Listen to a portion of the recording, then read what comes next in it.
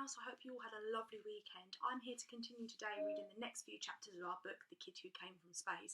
I really hated not reading it this weekend, so I'm excited to see what's going to happen next. So, 4 days earlier, chapter 8.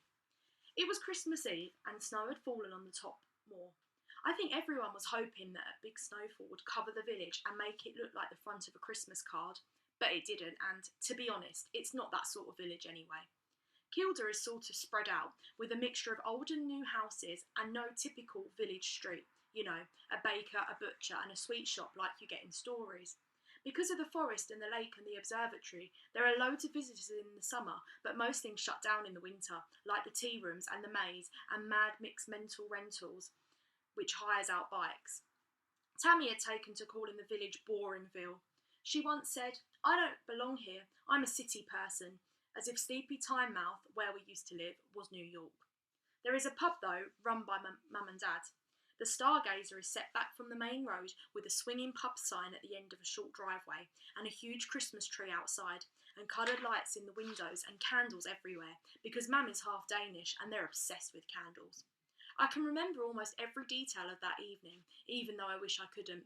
I'd gone over it all with the police officers, with Mam, with Dad, with Gran, with reporters, and most of all with myself, in my head again and again and again.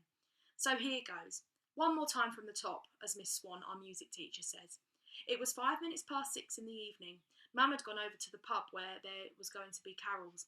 Dad was going to dress up, and Tammy and I were going to follow later, first going round to the old folks in the village to drop off a Christmas present from Mum and Dad. There were Scottish Sheila, Tommy Natras and the Bell sisters. They all got a bottle of vodka with a label saying, "Happy Christmas from Adam and Mel at the Stargazer." My job had been to wrap the presents. Tammy came downstairs with the oblong boxes wrapped in red paper and ribbon in a carrier bag. That's when we had our row. It started with Tammy holding one of the presents up and saying, "Nice job," sarcastically. "I did my best," I said. The paper was scrunched up, the sticky tape all over the place, and the ribbons badly tied. When she held it up, one of the labels fell off. Wrapping presents is hard. "I did my best, Tammy," she mimicked in a baby voice. "You always say that, but you never do you? You do what looks like your best. You do what people will think is your best. You do just enough so that when you say, 'But I did my best,' people will believe you and go, 'Oh, poor Ethan, he did his best.' But you know what, Ethan? I know what your best is. I'm your twin, remember? I'm the other half of you. How could I not know? And you haven't done your best, nothing like it, so don't lie." She waved one of the badly wrapped gifts as evidence, and another label flew off. "Where's your costume?" I said, to change the subject. We agreed we would dress up as elves for the evening. It would be fun. Tammy rolled her eyes and tutted. "You're so childish, Ethan." When she said that, I looked down at my costume from last year's school parade. Striped tights, green buckle jacket, and the pointy hat I was holding. I hate it when Tammy says stuff like that. It's as if being 10 minutes older than me gives her some sort of age advantage. "But we agreed," I said, trying and failing not to sound as though I was whining. Tammy was in her usual clothes, jeans, trainers, thick fleecy top. She's not big on fashion, is our Tam. She was pulling on her new red puffer jacket as an early Christmas present from Gran, who was staying with us. "Well, we can disagree. There, just done it. I disagree to dress up and prance around like Boringville like some 6-year-old. As for you, go ahead, you look great." "Well, I'm not going to be the only one. I'm going to get changed," I snarled, and began to stomp up the stairs. "See you at Scottish Sheila's, I'm going." "You're not going to wait for me?" "No, we're late as it is. Bye." She opened the front door and stepped out into the cold, and that's when I yelled it. "I hate you!" I sometimes hope that she didn't hear me, but she must have done. I yelled it loudly, and she hadn't even shut the door. 5 minutes later, I'd taken off my stupid elf costume and had calmed down. Maybe she was right anyway, I thought. I compromised and put on a sweater with a flashing red reindeer nose instead.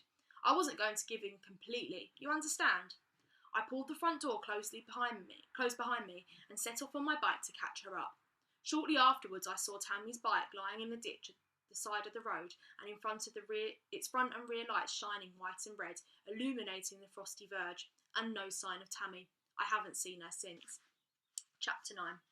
When people find out that Tammy and I are twins, they sometimes go, "Oh, are you psychic?" which is so daft that we developed this routine. I would go, "Yes, of course we are. Tammy, what number am I thinking of?"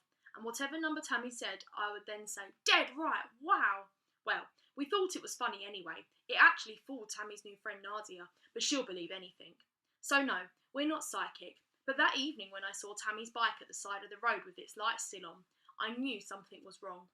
I felt a lurch in my stomach, and I stopped my bike next to hers. A cold feeling spread from my neck and down my back, exactly as though someone had dropped ice inside my collar. "Tammy!" I shouted, not so loud to begin with, as although I knew, I couldn't be certain something was wrong, if that makes sense. "Tam!" The moon was still low and obscured by thick cloud, and when the sky is like that, Kielder is darker than you can possibly imagine, the only light coming from our bicycle lights.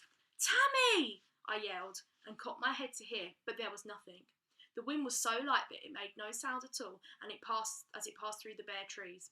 Tammy's bike had stopped near to an overgrown path that leads down to the reservoir and the little jetty where Tammy and I play throwing stones as far as we can gain. I grabbed the light from the front of my bike and started down the path. "It makes no sense," I told myself. "Why on earth would she go down here?" "Tammy! Tam!" I kept calling. The path is quite steep down to the lakeshore, and I kept stumbling in the dark until I got to the little beach of shingle and rocks. I stared out over the inky blackness of Kielder water, and that's when I heard the noise, a low drone getting higher in pitch. Ooh! Ooh! The noise was sort of like an aeroplane, but definitely not an aeroplane. It was sort of like a motorboat, but definitely not a motorboat either. And there was nothing to see. Here, right next to the water, the sky appeared a little clearer, and the cloudy moon gave off a little bit of grey light. I narrowed my eyes and stared out over the lake, where a column of mist had appeared, stretching high into the sky, hanging for a few seconds before it dispersed on the breeze. There was a smell too, a bad smell, very faint, like bad body odour and blocked drains, but that was soon taken by the air as well. Perhaps she had come down to the lake to do some stone throwing practice. Was that why she always beat me? Because she practised in the street, in secret? I knew that was a daft idea, but I think I'd already started to panic. My heart was pounding with fear as I scrambled back up the path to where Tammy's bike still lay with its lights on. I yelled her name again, desperately hoping she would come out of the woods that line the road. She would say, "Ethan, for heaven's sake, what are you shouting for? I just went into the woods for a pee," or something like that. But she didn't, and I knew I had to get help. I took out my phone, but there was no signal. There hardly ever was round here. Step out of the village and you might as well be in 1990. I climbed back on my bike and started to pedal as fast as I could to Scottish Sheila's house, shouting, "Tammy!" all the way until I was nearly hoarse. Okay, I'm going to stop there for today. I hope you enjoyed the next part of our story, and I look forward to continuing it tomorrow. Have a great day!